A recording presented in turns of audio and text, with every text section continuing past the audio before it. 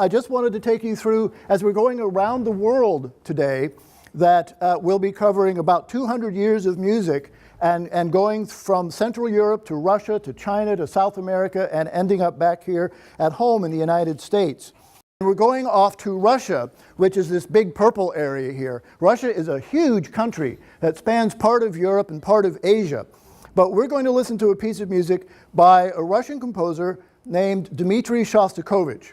And when he was a young man, he became famous as a teenager for writing a symphony that was very unusual for somebody 16 or 17 years old to write. So this is a picture of Shostakovich as a boy. And he might look familiar to you.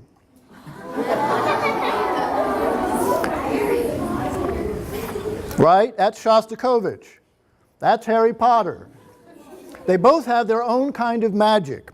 This is music that reflects the terror of war, but at times includes moments of everyday life, because even during war, there is everyday reality that could sometimes be exciting or it might be scary. So listen to this sometimes happy, sometimes scary music by Shostakovich, written during World War II.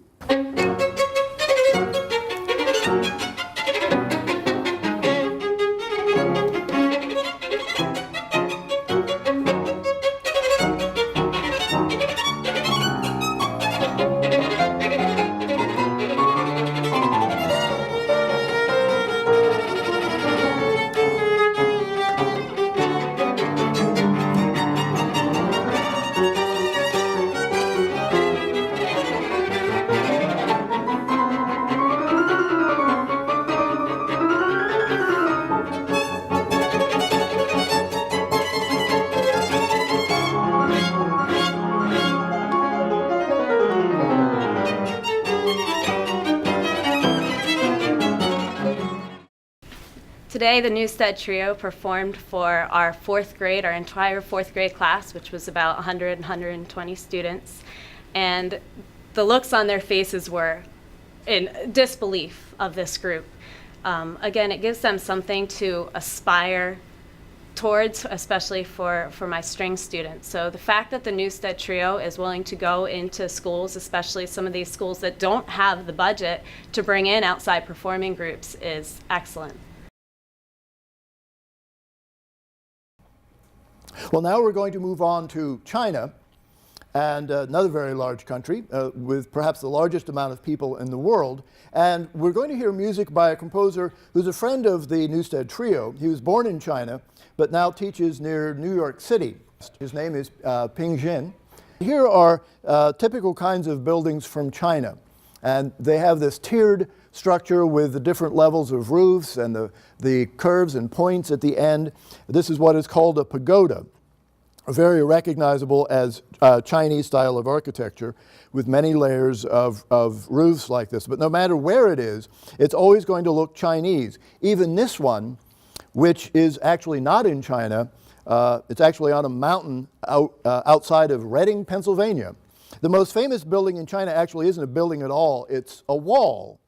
The Great Wall of China is about 5,000 miles long, which is almost twice the distance between here and Los Angeles. Now, Ping Jin wrote this lullaby that we're going to hear for Michael and Sarah when their twin girls were born 9 years ago, I guess it is now, right? And so this is based on an old Chinese lullaby, and it's a song that a mother could have sung to her baby in China.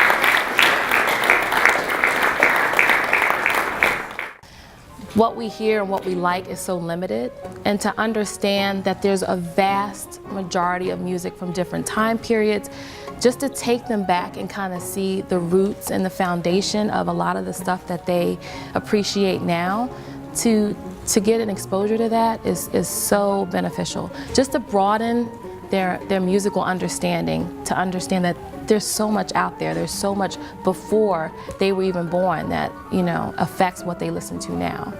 It's important for them to hear that and listen to it, not to forget their history.